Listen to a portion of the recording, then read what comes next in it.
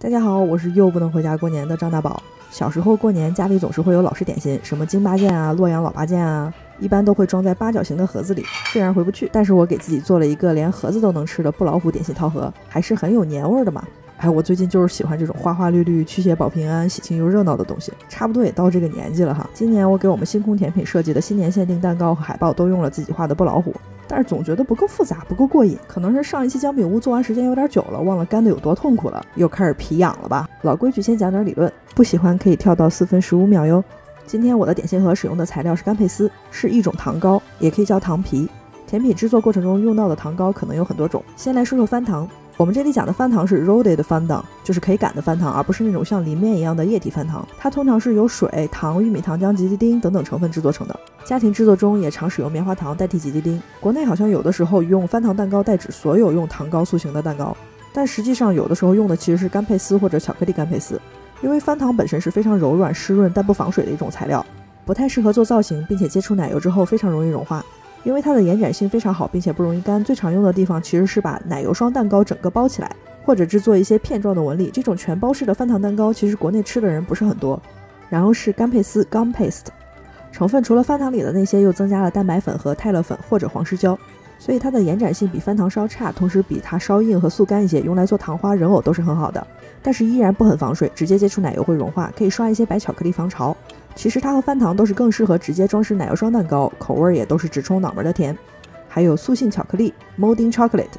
就是巧克力加玉米糖浆或者葡萄糖浆，它继承了巧克力防潮的优点，但同时也继承了它对温度的敏感矫情以及延展性比较一般。反正像我这种手温高的人跟巧克力就是不太对盘，可以看一下我之前做的锦鲤蛋糕那一期。我朋友告诉我说这个东西它底色发黄，所以说调色的时候会有一点烦。然后是杏仁糕 marzipan，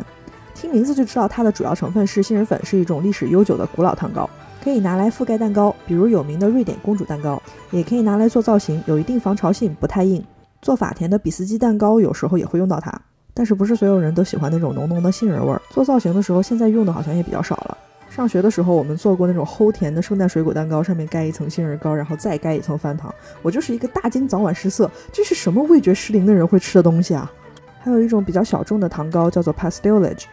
不知道中文名是什么，也很少见到国内有人用。配方里通常有糖粉、白油还有胶类，我比较常用的一个配方里面还有煮沸的葡萄糖浆。它的特点是速干并且梆硬。你问我味道怎么样？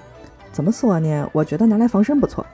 根据我少量的使用经验来看，它比较适合翻模或者是片状大体块的东西，我没有用在奶油蛋糕上过，但是根据配方来看不会很防潮的。以上这几种都是在学校和专业书上学到的，除此以外我这2年在小红书和下厨房上也有看到一些配方。一个比较好用的就是巧克力糖皮，或者叫巧克力干佩斯、巧克力翻糖之类的，但是配方基本上就是巧克力、吉利丁、糖粉、玉米淀粉、玉米糖浆混合，我还喜欢加一点泰勒粉。我觉得它的质地是介于塑性巧克力和干佩斯之间，延展性稍微差一点，硬一点，但速干防水，底色纯白，方便调色。还有一种叫做奶蓉糕或者是豆沙糖皮，应该是豆沙加上糯米粉、糖粉之类的东西蒸熟。我试过一个配方，感觉延展性比较一般，也不太好塑形，但是不硬，底色发黄，相对防潮，主要是甜度比较低，比那些齁甜的糖皮口味稍微好一点。此外还有一些配方会习惯把2种糖糕，比如翻糖和干佩斯混合，达到一个折中的效果。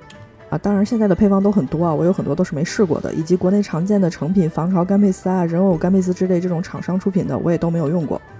因为很多东西现在很乱我有的时候一个东西有2个名字，有的时候一个名字是2种东西，在看到配方之前我也不知道它到底是个什么东西。可能这个情况就是烘焙市场在高速发展的时候呢很难避免的一个问题。当然这是很有生命力的一个体现，但是有时候也会有点让人迷惑，可能再过几年这个市场成熟稳定了以后会好很多。反正讲了这么多，就是没有最完美的糖糕，只有最适合你需要和你习惯的糖糕。那么我今天制作的这个点心盒需要一定的硬度和延展性，好调色，但是不需要接触液体和奶油，当然是干佩斯最适合了。不用的干佩斯一定要注意密封，放久不用的干佩斯多少会有一些硬，你可以在微波炉加热个5秒再揉匀。这个颜色是我自己调的，大部分的糖糕用水性色素就可以了。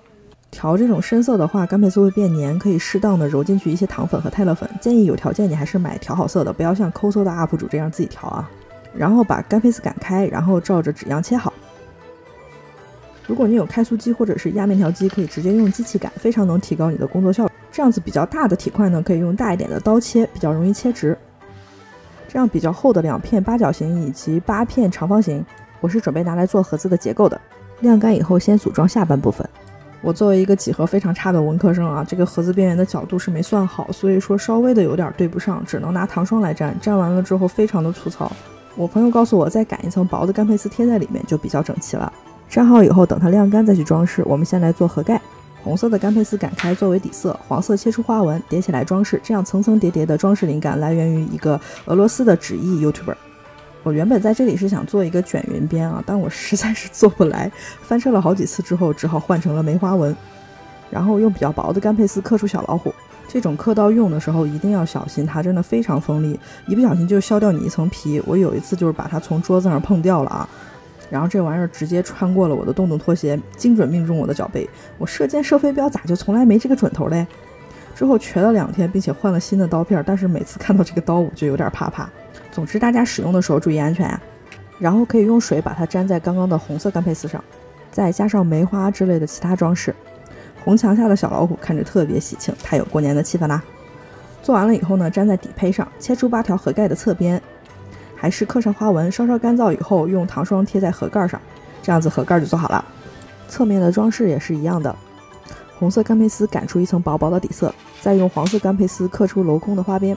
这个真的超级难刻，特别容易断，在翻车了无数次，牺牲了我的颈椎健康之后，终于做完了。到底是谁给我的勇气想这个选题的呀？这种有厚度的八角体真的太难拼了，最终成品有些地方还是无法严丝合缝，有点遗憾。下次如果做的话，应该能做得更好。盒子做完了以后，就该里面的点心啦。我准备了3种非常简单的小点心。本来我打算这个小点心是要单独水一期的，但是拖着拖到了月底，马上就要过年了，干脆凑一起算了。也就是说，这次1期顶过去2、3期，咱不得多投2币吗？首先是超快手的巧克力香橙脆饼，不用烤箱，而且超级简单。先用水浴融化巧克力，因为巧克力非常娇气，所以一定要注意。首先啊，这个盆要比锅大，并且火要稍微小一点，避免水蒸气进入巧克力盆里。然后呢，是要不停的搅拌，并且在还剩一些颗粒没有融化的时候呢，就离火，用余温搅拌融化它，避免温度过高导致巧克力无法形成脆皮。关于这里的理论，可以去看我之前的巧克力调温视频。当然，如果你用的是代可可脂巧克力，那你就当我没说过啊，随便霍霍。加入随便什么你喜欢的饼干碎啊、谷物脆啊、坚果之类的东西，我选择的是一半焦糖脆片和一半没有味道的脆香米以及一些坚果，这样子甜度比较适中。因为它们的密度比较小，所以说巧克力和内容物的比例大概是1比2。如果你选择密度比较大的，比如说奥利奥碎啊，你巧克力可以稍微少一点。混合均匀以后呢，在烤盘上铺开，用切膜扣住画圈，这样就可以把碎碎们拢在一起，再加上橙子片。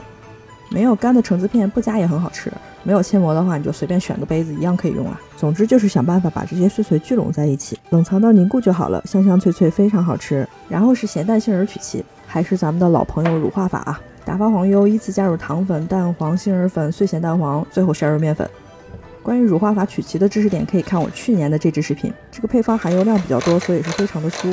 但是我周围的人都不喜欢甜的，所以说这个糖量非常的少，大概再加10克左右才是正常的甜度。最终面团是比较硬的，不适合用挤的，加上我比较懒，就选择了玛格丽特的整形方法，分成一个个坨坨，并且搓得滚圆。讲究人可以稍微量一下，大概是10克一个。刚才那个杯子不用洗，把坨坨压扁，170度烤10或15分钟，到边缘发黄。我在网上看到很多人把玛格丽特做成小老虎，就融化一点巧克力，在饼干上画虎头、虎爪、虎尾巴，很简单也很可爱。不怕麻烦的话，你也可以试一试。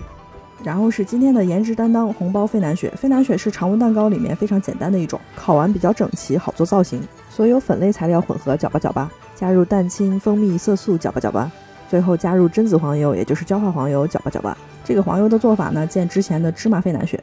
面糊做好之后密封静置，不着急的话你可以冰箱过夜，懒得搞你就至少静置1小时吧。挤进模具，170度烤15到20分钟左右。等待烤好期间，用干佩丝做一个红包装饰。它和前面配方里面的这个色素啊，都是除了装饰屁用没有，完全可以省略。冷却脱模之后贴上装饰就完成啦。这样从里到外都可以吃，并且很可爱的点心盒就做好了。这期视频其实应该早就做完的，但是人到年末就是抑郁就拖更，不是很正常的事吗？感觉今年是非常的忙，但是忙到最后毫无建树。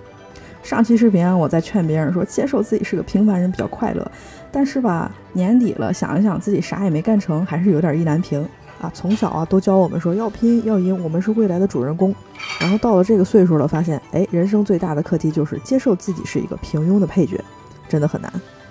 不过虽然不值得一提，我觉得我今年也还是拥有了很多东西，比如关注我的这3000多个朋友，而且视频也从最开始的特别粗糙到现在勉强能看。虽然我今年还是个不成器的 UP 主，但是感觉收获了很多。那么希望明年我还能继续当一个有点意思的平凡人。可能更新的次数仍然不多啊，你在列表里看到我，可能又忘了我是谁。但是希望下一次相遇的时候，你能像初恋50次里面一样啊，就算忘了我是谁，但是看到我的视频觉得，哎，这个人有点意思，我想关注他。好了，谢谢愿意看到最后，愿意听我碎碎念的朋友们，这期视频就到这里啦。我是张大宝，我们下期再见，拜拜。